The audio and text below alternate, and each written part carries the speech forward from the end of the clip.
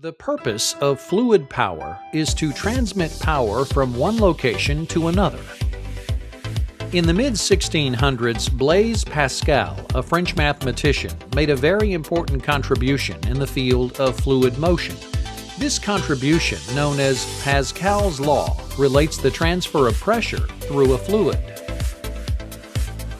Pascal determined that a contained pressurized fluid will exert pressure equally in all directions.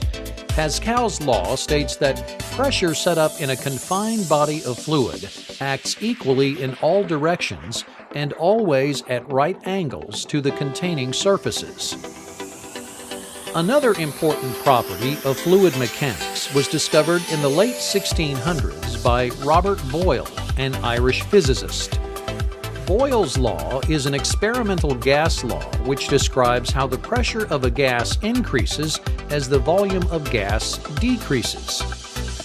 A modern statement of Boyle's law is the absolute pressure of a confined body of gas varies inversely as its volume, provided its temperature remains constant.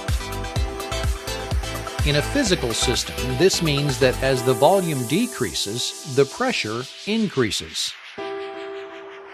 Similarly, as the volume increases, the pressure decreases. Boyle's law can be expressed mathematically as the pressure at state 1 times the volume at state 1 is equal to the pressure at state 2 times the volume at state 2. This is true as long as both the temperature and mass, or amount of gas, remains constant.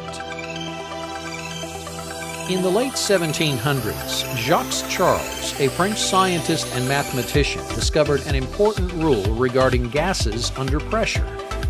Charles's law, also known as the law of volumes, is an experimental gas law which describes how gases tend to expand when heated.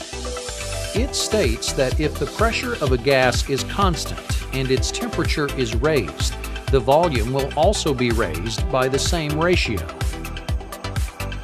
Additionally, the inverse is true. If the pressure of a gas is constant and the temperature is lowered, the volume will also lower. Charles's law can be expressed mathematically as the ratio of the temperature at state 1 to the volume at state 1 is equal to the ratio of the temperature at state 2 to the volume at state 2. This law is true as long as the pressure and mass remain constant. In the mid-1700s, Daniele Bernoulli discovered another very powerful rule in the field of fluid mechanics, known as Bernoulli's principle. This rule is related to the theory of conservation of energy, which states that energy can neither be created or destroyed. In this fluid system, pressure is potential energy and fluid flow is kinetic energy. Bernoulli's principle states that an increase in the speed of an incompressible fluid occurs simultaneously with a decrease in pressure. This is illustrated by the flow of water through a pipe. The volume of water flow through all three sections is the same. When the water's flow is restricted in section B, the speed of the water increases to maintain the same amount of volumetric flow. This increase of speed simultaneously causes a decrease in pressure. When the flow of water reaches section C, the inverse occurs. The water flow decreases and the pressure increases. This rule can also apply to the types of energy present in the system. As the pressure decreases in section B, the potential energy converts into kinetic energy. This increases the speed of water flow and decreases the pressure. When the water reaches section C, the kinetic energy is converted back to potential energy.